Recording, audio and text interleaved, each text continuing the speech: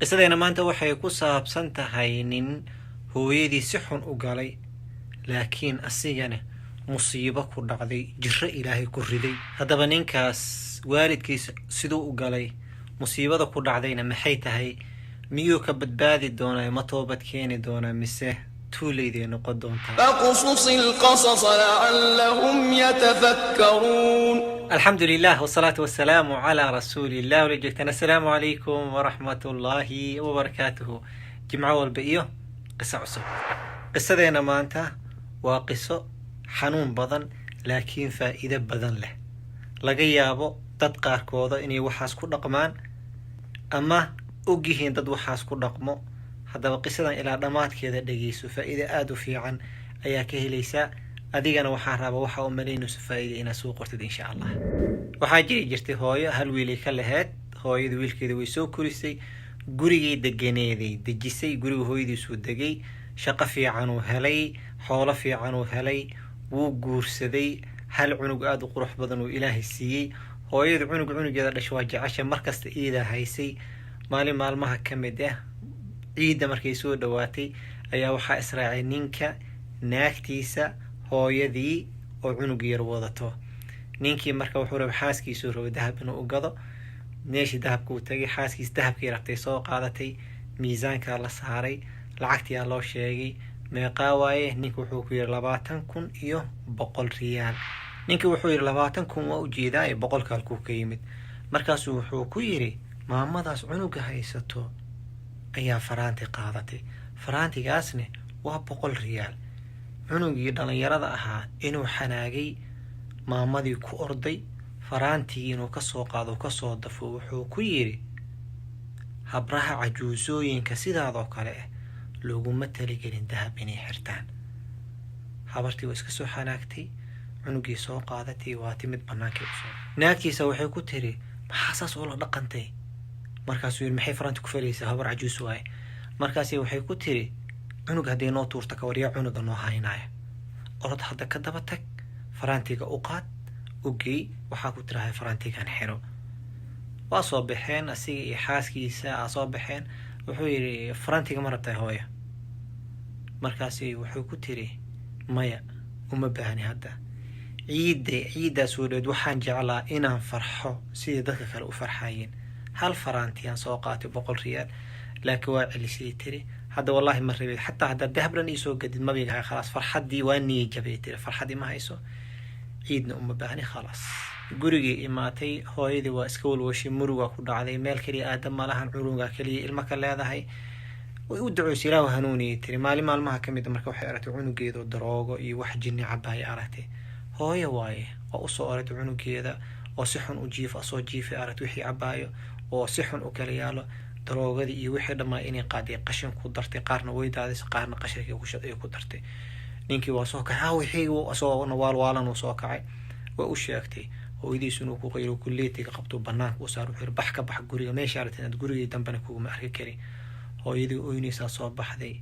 markay soo bixaysay waxay ku tiri Ilaahay ha ku hanuuniyo. waa iska taqaanaa طبعا nin daroogo isticmaalo, habeenkii uu dhafraa, maalintii uu seexana, shaqana saas looma baahna. shaqadii waa laga soo raacday, waxay bax gurigaaga aad wata nin faa'iido lama tihide oo shaqada soo daahayaatay maca salaam. shaqadii laga soo raacday, business yar uu meel ku lahaa, businesskiina wuu khasaaray, jirro xuna ku dhacday. marka ninkii jirradii ku sii badatay, wuxuu cabaayay. qofku markuu waxaas cabana daroogadii waxaas markuu isticmaalo waa taqaanaano shaqada xataa si xun ay ka noqonaysaa. shaqadii waa laga soo raacdeeyay, business uu ku jiro waa khasaaray, shaqo la'aana ku dhacday, jirra ku dhacday, asiga dhan nuuc kale uu noqday. gurigaas oo iska fadhiyo oo walwalsan oo meel uu aada garanaynin. maalmaha kamid ah ay soo TV-ga iska gidgidinayo ayuu wuxuu arkay meel muxaadara, ninka muxaadaraynaya meeshii iska geystay.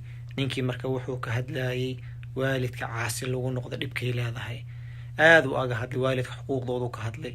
markuu ka qadlay wuxuu sheegay waalidka in caasi lagu noqdo inay xaraam tahay, qofkii ku noqdeen cuquuba inay adduunka ku dhacayso inta aakhira la gaarin. laga yaabo inay xoolo la'aan ku dhacdo, laga yaabo jirro inay ku dhacdo, laga yaabo caruurtiisna. almuhim sheekhi waxyaalo badan oo ka hadlay. ninkii meeshii markuu wixii maqlay Ilaahay qalbigiisa soo celiyay oo hinuu galay. wuxuu bilaabay marka hooyadiisa inuu raadiyo hooyadiisa inay dhimatay in kale xataa ka murhay wuxuu bilaabay hooyadii aawo inuu banaanka usoo baxo hooyadiisa raadiyo dadkuu bilaabay markii inuu weydiiyo waxaa loo sheegay inay degan tahay guri duq oo meel fog ku yaalo qol hoos ku yaalo inay degan tahay loo sheegay ninkii wuu soo orday hooyadiisu kusoo orday luguhuu ka dhunkaday hooyo cafi waa ku baryaa dembi weynaan kaa galay qalad weynaan kaa galay waa ku jeclahay qaladaan galay waa xanuunsaday gadaasha hooyo waa iska taqaanahay gurigaa iga raacdaysa ma dhihin faraantigaa ii diida ma dhihin gurigaad deganeed anigaa iskalaasaas ii gashay ma dhihin iyadoo faraxsanay soo raacday subxaana allah waa taasi hooyo iyadoo faraxsanay soo raacday gurigay timid hooyo noo ducooy hooyadii waxay bilowday markiina cunugu ducooyso cunugii ilaahi subxaana watacaala wuu caafiyey markuu caafimaaday kadib shaqaduu raadsaday shaqo fiican uu helay xoolo fiican uu helay sidii hore iyo si ka fiican ugu dambeyntii walaalayaal qisadan waa aragteen waa xanuun badantay yaas laakiin faa'iidooyin badanaa ku jirto qaar ka mid ahaan sheega inta kalena adigaan kuu dayna insha allah faa'iidada koowaad aan ka qaadanayna waxaa waaye cuquuqul waalideynka dhibkuu leeyahay ama qofka waalidkiisa inuu caasi ku noqdo ilaahi subxaanahu watacaala markuu ka hadlay biri lwaalidiinka ka hadlayay cibaadadii ilaahu ku xijiyey waacbudu allaha walaa tushrikuu bihi shay-an wabilwaalidayni ixsaanan waqadaa rabuka anlaa tacbuduuhu ilaa iyaah wabilwaalidayni ixsaanan subxaana allah ibnu cabaas uu dhahay oo kale meel kastoo cibaadada ku jirto ilaahay sa wuxuu ku xijiyey maxaa la dhahay biri lwaalidiinka ku xijiyey waalidki inuu qofka baar u noqdo caaq inuu noqdo ama caasi uu noqdo ciqaabo badana loo sheegay nabi maxamed sal alay slam xadiis saxiixa ka sugnaado qofka caasiga ilaahay inuusan ka aqbalaynin sunno iyo faradba uu ka aqbalaynin qofka caasiga in adduunka lagu soo dedejinayo cuquubada intaa aakhara la gaarin lagu soo dejinayo suu rasuul dulmi ama dunuub waxaa jirta adduunka ka horkaysa aakhara intaadan sidaa darteed qofka muslimka waxaa laga baahan waalidkiisa inuu madax u saarnaado ixtiraamkooda baarinimadooda jeceelkooda uu iska ilaaliyo wax dhibay xataa ufba allaha ka dhigo ama wejiga uu bedelo ama uu ka jeesto aan iska ilaalina waalidkeena qofkii waalidkiisa noolaa nasiib leh faa'iidada labaad xaas fiican raadso oo haddaa gaabisid ku amrayso ama kuu sheegaysa khayrka hadda kahor waataan kasoo sheekayn haddaa xasuusataan gabadhii ninkeeda cashir bartay siduu waalidkiisa baari ugu noqdo mar dambana uusan caasi ugu noqonin marka gabadha markay diin leedahay way ku garab istaagaysaa khayrkay kuu sheegaysaa waxaa samaysay wax xunan intay kuu sheegaysaa caruurteeda inay kugu samaynaysay kuu sheegaysaa sidaa darteed qoftaa guursanaysidne qof fiican ha noqdo faa'iidada saddexaad gabdhahay ku socotaay haddaa aragtid ninkaagoo ka gaabinayo hooyadiisa inuu baari u noqdo ama aabihiisa inuu baari u noqdo ama uu caasi yahay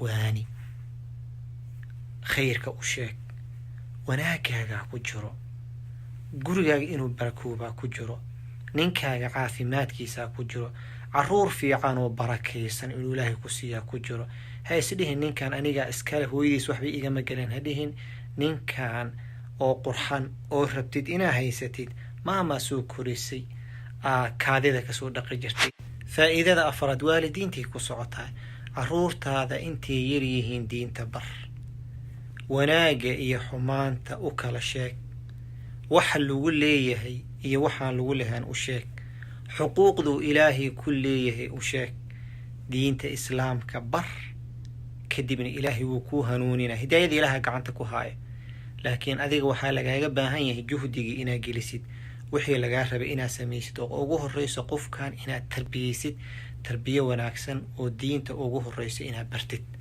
faa'iidada shanaad dadka waaweynay ku socota rag iyo dumar haddii waalidkaa kasoo gaabiyo inaysan wax ku barin ama aysan awoodba u lahayn inaysan wax kugu baraan ama aysan u malaynaynin diinta islaamka barashadeeda inay muhiim tahay hadda waqtiga haysataa ee baro diinta islaamka barashadeeda walaalaal waa nuur waaye mar kastaa nuurka u dhawaatid mar kastaa wax arkaysid waaye diinta baro siduu ilaahay kuu kala tuso xaqa iyo baatilka faa'iidada lixaad waalidka iyo caruurtii ku socotaa waalidka waxaa loo baahan yahay caruurtaada markasta u ducooy khayrka inuu ilaahay tuso maamadan fiiri cunugeeda waxay tiri allah yahdiigii tiri maysan inkaarin ma dhihin saani saanaa tahay ilaahay ku guba saanaa kugu sameeya ma dhihin ilaahay subxaana wataala ha ku hanuuniyay tiri marka waalidka waxaa loo baahan yahay inuu u ducooyo ilmihiisa. waxaa la sheegay oday Soomaali oo caqli badanaa waxaa lagu yiri cunugiisa laga soo dacwooday, cunugaaga waana dhibay saana lagu yiri.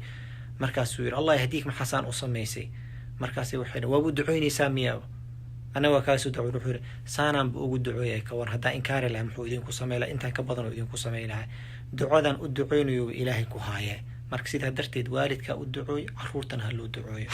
faa'iidada 7 iyo tan 8 9 10 11 inta wadi kartid wad insha Allah taala adiga laga bakhiil ha noqonin.